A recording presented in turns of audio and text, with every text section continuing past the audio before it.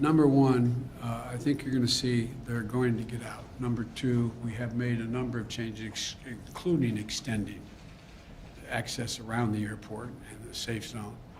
And we've done a number of things, again, I don't want to get into detail about, but the fact is that more and more of the groups we urgently want to get out of Afghanistan, starting with American citizens and the folks who worked in the embassies and personnel with our allies, as well as the Afghans who helped them and worked in those embassies, as well as those who helped them on the battlefield as well. We are working diligently to make sure we've increased the ability to get them out. We've changed the gate operations and a whole range of things, and that's why we've been able to significantly increase the number of people we're getting out. And will the Taliban agree to an extension past August 31st? Have you discussed that with them? We've discussed a lot with the Taliban. They've been cooperative in extending some of the perimeter. That remains to be seen whether we ask that question.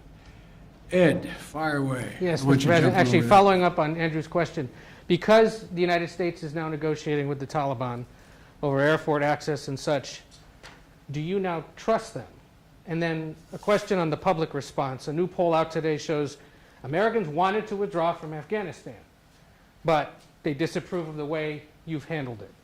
Poll also found that based in part on what's transpired in the last week, a majority of Americans, and forgive me, I'm just the messenger, no longer consider you to be competent, focused, or effective in the job.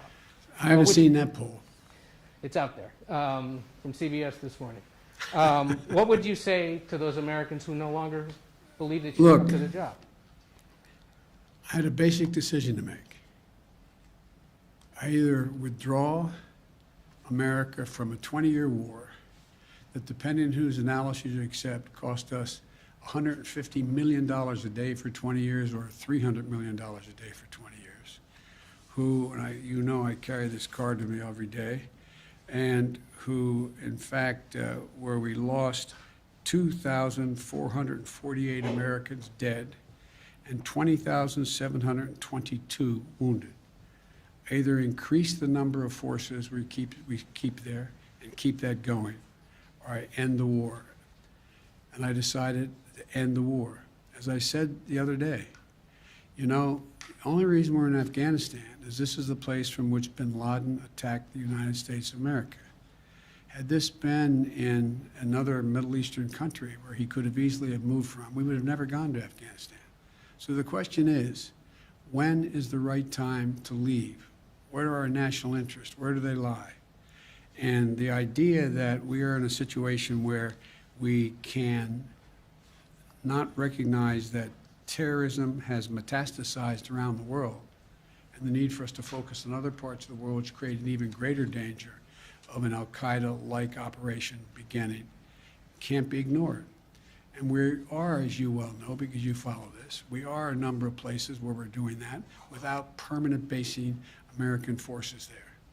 So I think when this is over, the American people have a clear understanding of what I did, why we did it, and but look, that's the job. My job is to make judgments. My job is to make judgments no one else can or will make.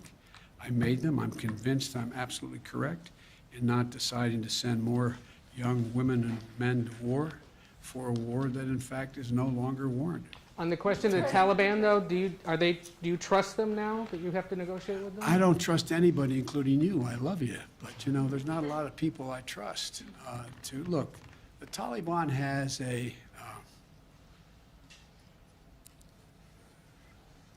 to make a fundamental decision. Is the Taliban going to attempt to be able to unite and provide for the well-being of the people of Afghanistan, which no one group has ever done since before, dealing for hundreds of years? And if it does, it's going to need everything from additional help in terms of economic assistance, trade, and a whole range of things. The Taliban has said, we'll see whether they mean it or not. They're seeking legitimacy. They're seeking legitimacy to determine whether or not they will be recognized by other countries. They have told other countries as well as us they don't want us to move our diplomatic presence completely.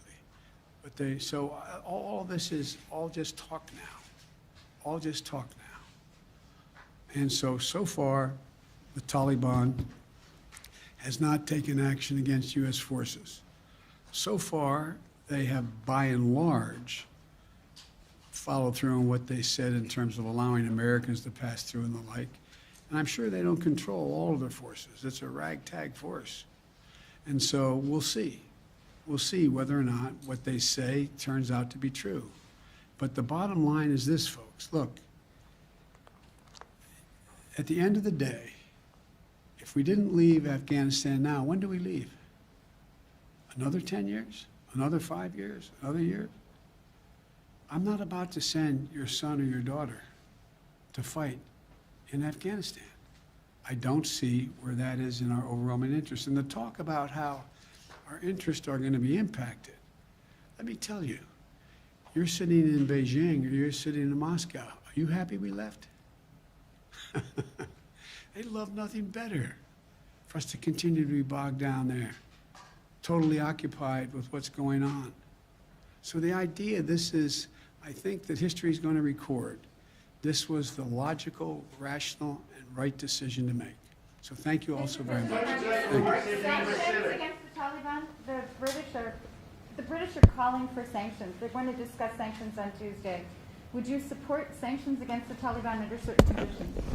On Friday, you mentioned harsh conditions if they misbehave. The answer is yes. It depends on the conduct. Thanks.